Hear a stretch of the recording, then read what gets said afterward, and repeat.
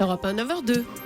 L'interview découverte, on connaît tous les distributeurs de café, les distributeurs de barres chocolatées, les distributeurs de billets. Ce matin, Caroline Roux, vous nous faites découvrir les distributeurs de belles histoires grâce à Christophe Sibieude. Bonjour Christophe Sibieude. Bonjour. Alors vous avez créé une maison d'édition qui s'appelle Short Édition pour faire lire les jeunes, entre autres. Vous avez une certitude, il faut faire court. Alors vous avez inventé un distributeur d'histoires courtes. On appuie sur un bouton, on se retrouve avec l'équivalent d'un gros ticket de caisse. C'est ça, c'est un petit papyrus en fait. Ouais. C'est un ticket de 8 cm de large et qui fait 20 à 80 cm de long. Et c'est un ovni, c'est ce distributeur, puisqu'en fait il n'a pas d'écran. Il distribue des auteurs anonymes de talent. Il donne des contenus gratuitement et il propose des histoires en mode aléatoire. Donc on est là pour renouveler le plaisir de la lecture, de l'écriture, et on espère qu'on va en trouver bientôt partout dans le monde. Vous êtes venu avec une petite histoire là. Oui, je l'ai amené spécialement pour effectivement, vous. c'est gentil. Alors peut-être que Thomas peut commencer à nous lire la petite histoire. Je vous laisse répéter. Pour l'instant, les distributeurs C'est là qu'on ils va sont voir que je ne sais pas installés dans lire. 8 lieux C'est à embêtant. Grenoble, l'hôtel de ville par exemple. Oui. Comment vous savez que ça plaît, que ça marche? Ah bah, ce sont des bornes connectées, donc on est relié à notre plateforme qui est à entre 30 et 40 000 contenus qui sont mobilisables pour ces distributeurs, et on sait exactement quand elles servent. Voilà. Qui sont les auteurs de Alors les ces auteurs, c'est histoires? des auteurs Alors là, anonymes de talent. L'histoire qu'on a, ça s'appelle Sous le soleil exactement, et c'est Miss Fluff C'est ça. qui a écrit cette histoire. C'est ça. Et ce sont des auteurs anonymes de talent. C'est-à-dire que nous, on a une plateforme, on est un éditeur communautaire de littérature courte. Par court, on entend tout ce qui se lit d'un trait en moins de 20 minutes. Donc la promesse, c'est vous commencez une histoire, vous la finissez, puisque les temps longs consacrés à la lecture sont de plus en plus rares aujourd'hui. Et le communautaire, c'est qu'effectivement, chacun peut envoyer son texte. Et puis, il y a dans notre communauté de 152 000 lecteurs abonnés, 100 à 200 personnes qui lisent.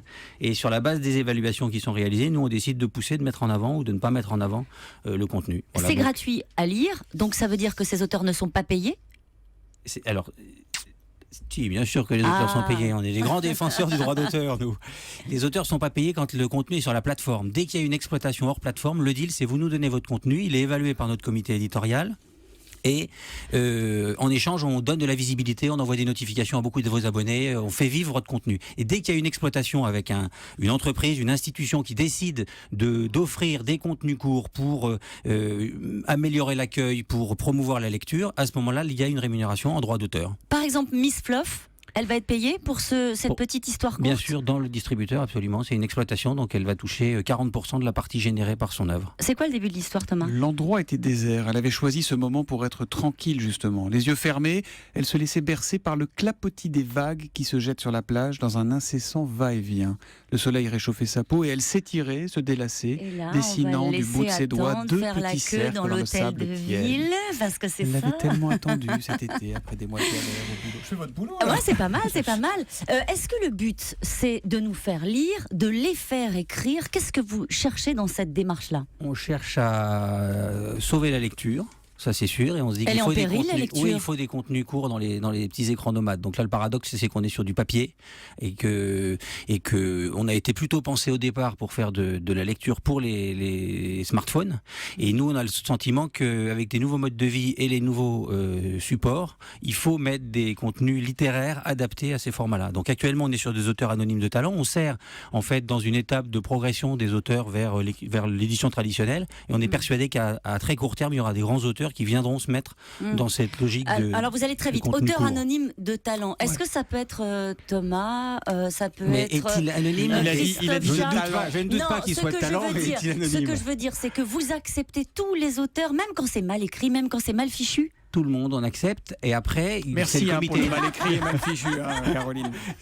On accepte tout le monde et c'est le comité éditorial qui fait son évaluation. C'est un club de lecture, Ouais. de lecteurs amateurs, mais éclairés, qui décide si on pousse ou si Je on vais pousse. sortir Alors, la imaginons- vérité sur Morandini. Imaginons qu'il ait Ça du devrait talent. énormément intéresser. Si on poursuit, imaginons qu'il ait du talent, Thomas Soto, avec une histoire courte. Ouais. Comment ça se passe? Sur la plateforme, ça marche. Et ensuite, vous lui promettez quoi comme avenir à ce Sur la nouvel plateforme, auteur? d'abord, il sera évalué par des lecteurs qui ne sauront pas que c'est écrit par Thomas Soto. Donc, soit il arrive avec un pseudo, soit il arrive avec son nom en bandoulière. Je mettrai Mais- un personnage, sera Thomas Boto. Au- Un petit indice. Au moment où ce sera évalué, on ne saura pas qui c'est. Même quand c'est des auteurs qui reviennent D'accord. régulièrement, on ne le sait pas. L'évaluation, elle se fait en aveugle. Après, qu'est-ce qu'on promet? On promet de la visibilité. C'est-à-dire que quand il y a des auteurs qui ont plusieurs milliers d'abonnés réguliers, donc dès qu'ils produisent une œuvre, le système Short Edition envoie des mails à tous leurs abonnés. D'accord. Donc ça c'est important, c'est un travail de promotion qu'on effectue pour eux. Et puis après, on a une revue qui permet de mettre en avant les meilleurs. On a des exploitations, on fait des podcasts par exemple. Il y en a qui peuvent pour devenir Orange. des grands auteurs et publier, éditer dans des, pardon, je veux pas être désagréable, des vraies maisons d'édition. Oui. Si, Oui. mais vous l'êtes presque désagréable. Oh On n'est pas non, une fausse c'était maison pas le d'édition, on but. est une vraie maison d'édition, mais on invente un nouveau modèle Ouais. d'édition.